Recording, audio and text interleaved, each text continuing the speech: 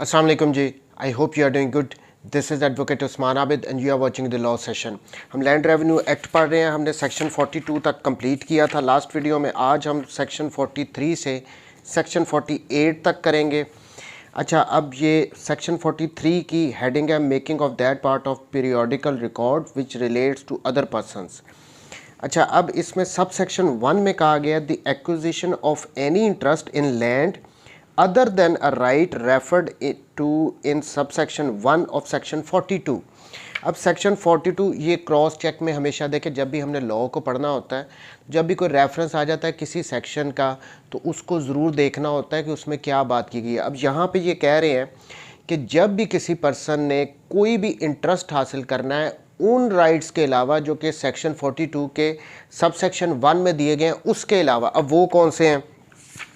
Section 42 का सब section 1 में कहा था any person acquiring by inheritance, purchase, mortgage, gift और अदरवाइज, या फिर किसी टेनेंट ने कोई राइट एक्वायर किया हो, इनके अलावा। अब ये सेक्शन 43 में ये कहा है कि सेक्शन 42(1) में जो ये हमने पढ़े हैं इनहेरिटेंस वगैरह, इनके अलावा अगर किसी ने कोई राइट एक्वायर किया है तो फिर उसका इंदराज वगैरह करना है। अब ये अदर कौन से हो सकते हैं राइट्स? रजिस्ट्री के थ्रू हो गया है, अगर हक मैर में कोई ज़मीन वगैरह लिख के दे दी है,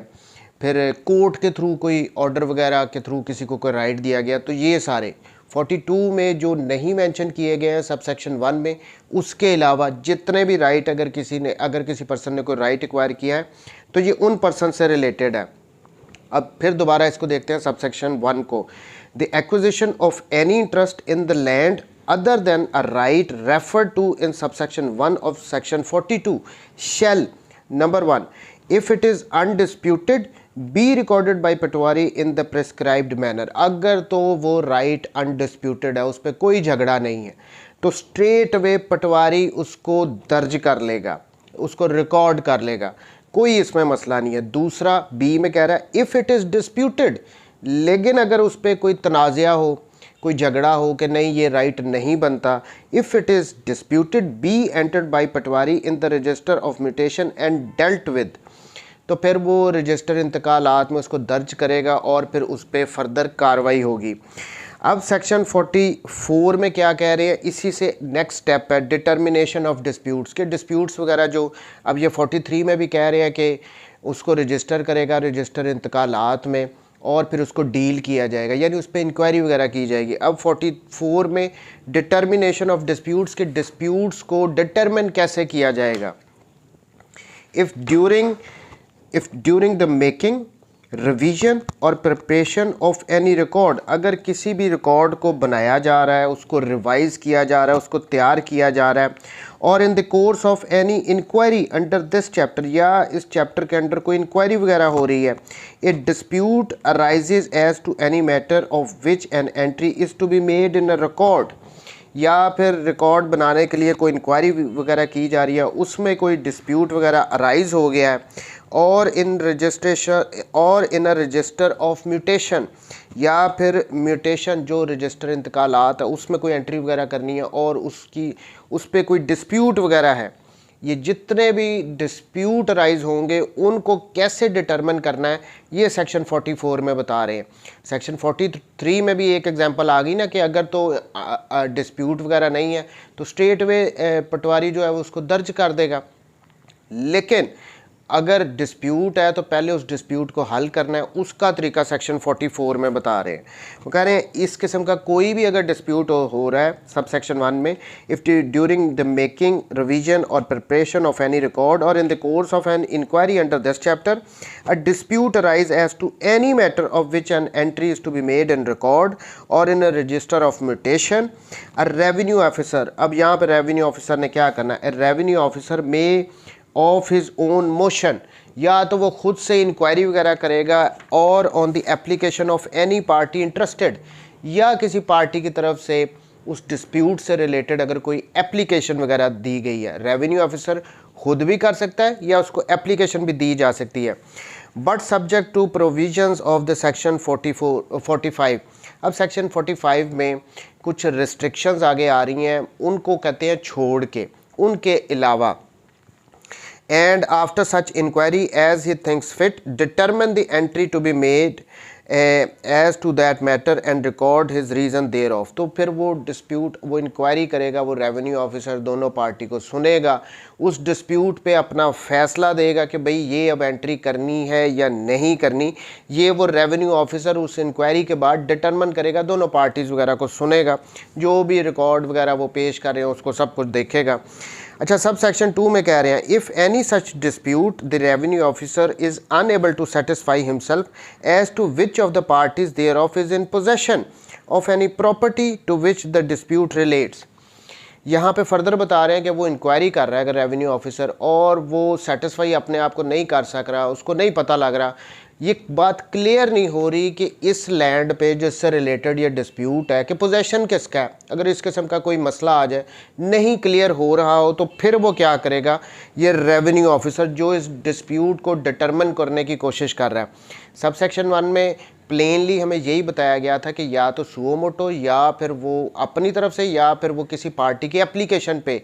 ये रेवेन्यू ऑफिसर उस डिस्प्यूट को डिटरमिन करेगा। अब आगे कह रहे हैं कि अगर डिस्प्यूट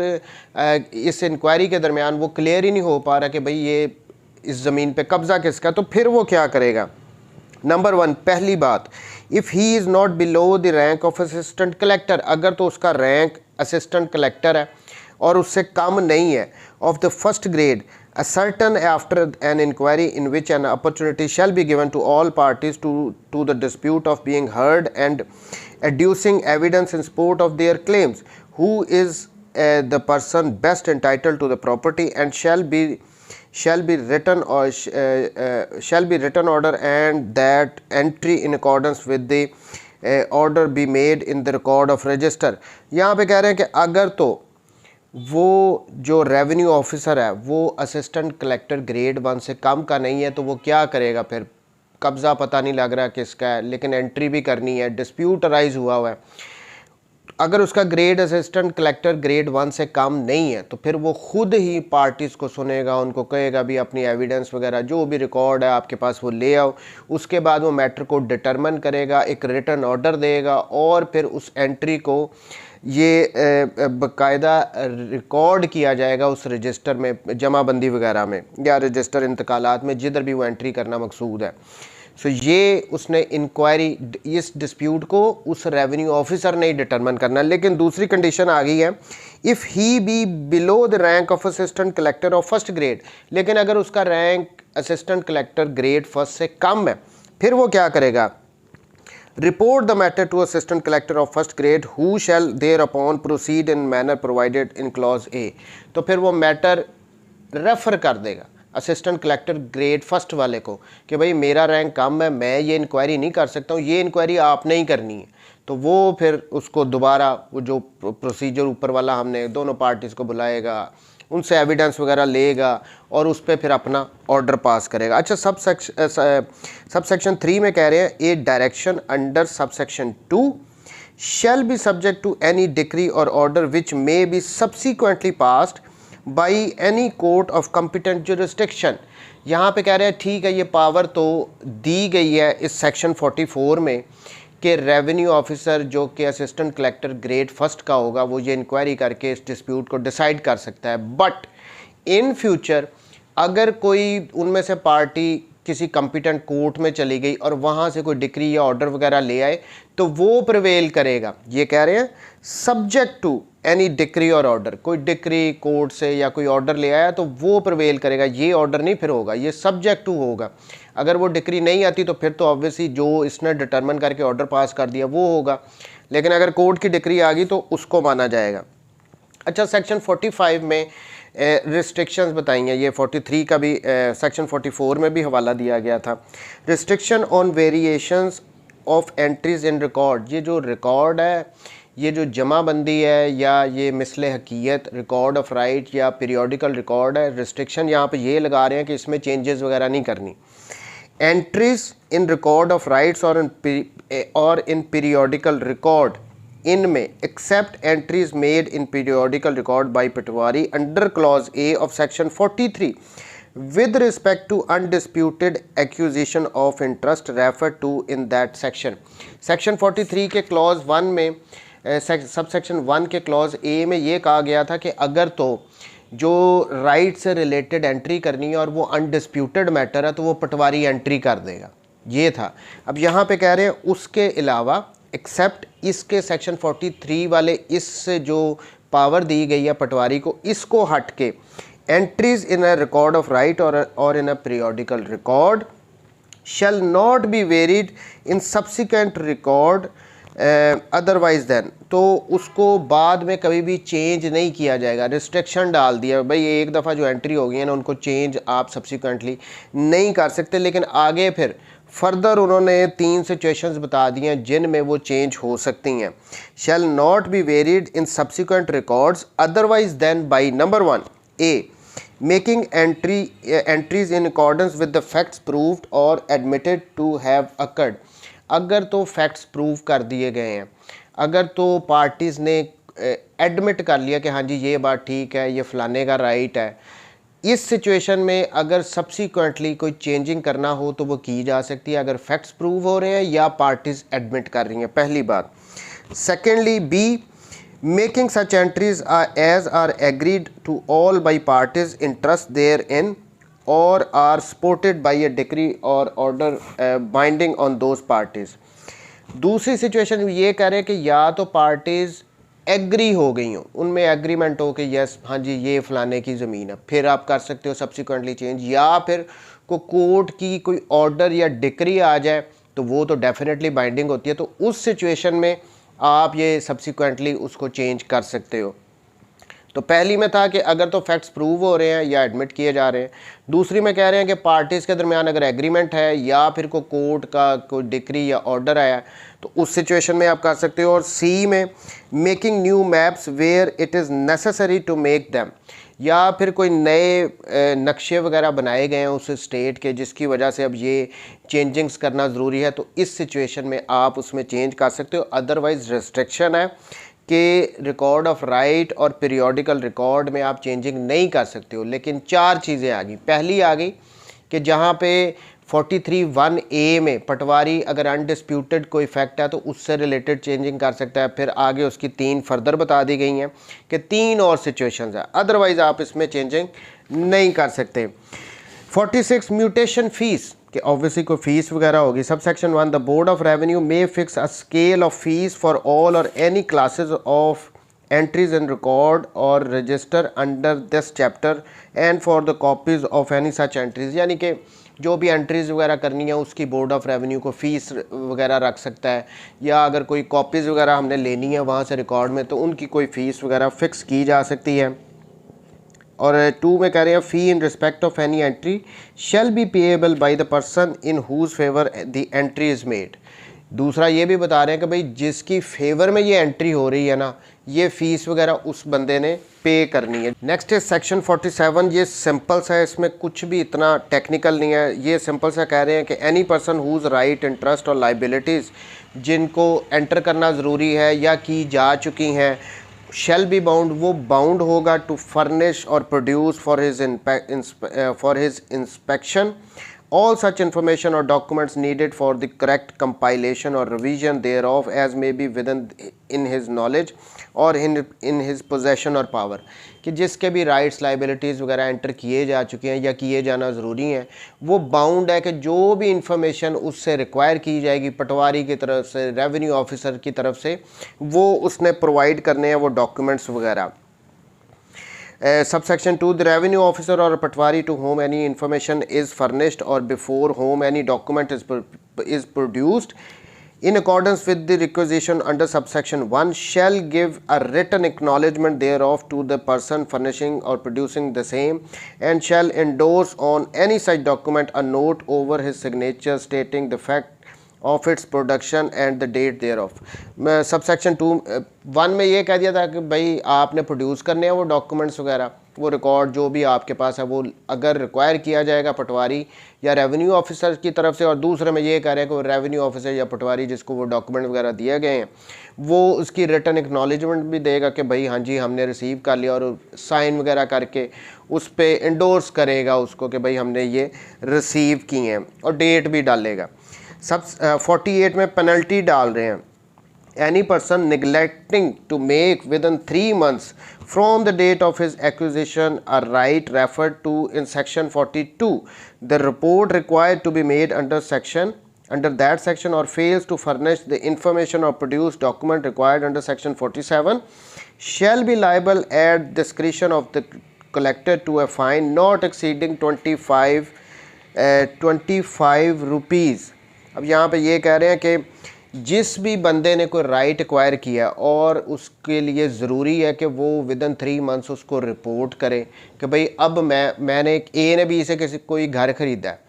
वो बी ड्यूटी बाउंड है कि विदिन 3 मंथ्स वो जाके रेवेन्यू रिकॉर्ड में अपना नाम एंटर करवाए कि भाई अब मैं मालिक बन गया हूँ, ताकि रिकॉर्ड सीधा हो। अगर वो पर्सन जाके 3 महीने में नहीं बताता, नंबर 1। नंबर 2, सेक्शन 47 वाली जो रिक्वायरमेंट है कि अगर उससे कोई डॉक्यूमेंट्स वगैरह मांगे जाते हैं वो उनको प्रोड्यूस नहीं करता, तो इन दोनों सिचुएशन में उसको 25 रुपीज़ तक का फ़ाइन वो कलेक्टर कर सकता है। अब ये पंजाब वालों ने इसमें अमेंडमेंट की है और उन्होंने कर दिया at the description of the collector to a fine not exceeding 500 rupees, वो 500 रुपये तक का फ़ाइन पंजाब वाले कर सकते हैं। अब इन सारे सेक्शंस को 43 से 48 को इनको समराइज़ करते हैं। 43 में सिंपल सी बात की थी कि अगर 42(1) में जो राइट्स बताए गए उनके अलावा कोई और इंटरेस्ट किसी पर्सन ने हासिल किया है तो क्या होगा, उसको अगर तो अनडिस्प्यूटेड है वो इंटरेस्ट तो पटवारी उसको रजिस्टर कर देगा, उसको रिकॉर्ड पे ले आएगा, और अगर डिस्प्यूटेड है तो वो रजिस्टर इंतकालात में उसको लिखेगा और फिर फर्दर उस पर कार्रवाई चलेगी। 44 में बताया गया था कि जो भी डिस्प्यूट्स वगैरह हैं उनको या तो रेवेन्यू ऑफिसर खुद ब खुद उन पे एक्शन ले सकता है या किसी की एप्लीकेशन पे उनको डिटरमिन कर सकता है। अगर पोजेशन से रिलेटेड कोई डिस्प्यूट है, रेवेन्यू ऑफिसर को क्लियर नहीं हो सक रहा, तो वो क्या करेगा, इस इंक्वायरी के दरमियान वो पार्टीज़ को बुलाए। अगर तो वो असिस्टेंट कलेक्टर ग्रेड 1 का है रेवेन्यू ऑफिसर, तो वो पार्टीज़ को बुलाएगा और उनसे डॉक्यूमेंट्स, उनसे एविडेंस वगैरह मांगेगा और फिर उस पर अपना फ़ैसला देगा। अगर वो उसका रैंक इससे कम है तो वो रेफ़र कर देगा असिस्टेंट कलेक्टर ग्रेड 1 को कि आप इस पे इंक्वायरी करके इस मैटर को डिसाइड करो। और ये जो ऑर्डर पास किए जाएंगे ये सब्जेक्ट टू कोर्ट ऑर्डर या डिक्री हो गए। अगर बाद में कोई कोर्ट ऑर्डर या डिक्री आ जाए तो उसको माना जाएगा। 45 में रिस्ट्रिक्शंस बताई गई कि जितनी एंट्रीज़ होंगी रिकॉर्ड ऑफ राइट्स में या पीरियोडिकल रिकॉर्ड में उनको चेंज सब्सिक्वेंटली नहीं किया जा सकेगा, लेकिन कुछ सिचुएशंस हैं जहां पे वो किया जा सकता है। अगर फैक्ट्स प्रूव्ड हो जाए, अगर पार्टीज़ एग्री कर रही हो उससे, या फिर कोर्ट का कोई ऑर्डर या डिक्री आ जाए उस सूरत में, या कोई मैप के थ्रू कोई न्यू मैप्स बनाने ज़रूरी हैं जिसकी वजह से कोई चेंजिंग आ रही है, तो फिर ये रिकॉर्ड ऑफ राइट और पीरियोडिकल रिकॉर्ड में चेंजिंग की जा सकती है। म्यूटेशन वगैरह की फ़ीस होगी और जो कॉपीज़ वगैरह लेनी है वो भी, उनकी भी कोई फ़ीस होगी जो बोर्ड ऑफ रेवेन्यू डिटरमिन करेगा, और जिस पर्सन ने राइट एक्वायर की हैं ये फ़ीस उसने पे करनी है। 47 में सिंपल ये था कि जो भी जिस पर्सन से भी डॉक्यूमेंट्स कोई रिक्वायर किए जाएंगे कि आप इनको प्रोड्यूस करो, वो ड्यूटी बाउंड होगा कि उसने वो डॉक्यूमेंट्स प्रोड्यूस करने उस पटवारी को या रेवेन्यू ऑफिसर को, और जब वो रिसीव किए जाएंगे तो उन पे एक्नॉलेजमेंट दी जाएगी रिटर्न के हमने रिसीव किए हैं। और लास्टली ये था कि अगर जिसने भी 3 महीने के अंदर अंदर रिपोर्ट ना किया कि उसने कोई राइट एक्वायर किया है, या 47 में उससे कोई डॉक्यूमेंट्स वगैरह प्रोड्यूस करने का कहा गया था, उसने वो नहीं किया, तो उसको 500 रुपये तक 25 रुपये तक का फ़ाइन दिया हो सकता है। और पंजाब में अब अमेंडमेंट के थ्रू ये 500 रुपये तक का फ़ाइन हो सकता है। सो कल हम इंशाल्लाह 49 से आगे चलेंगे। थैंक यू वेरी मच जी, टेक केयर, अल्लाह हाफिज़।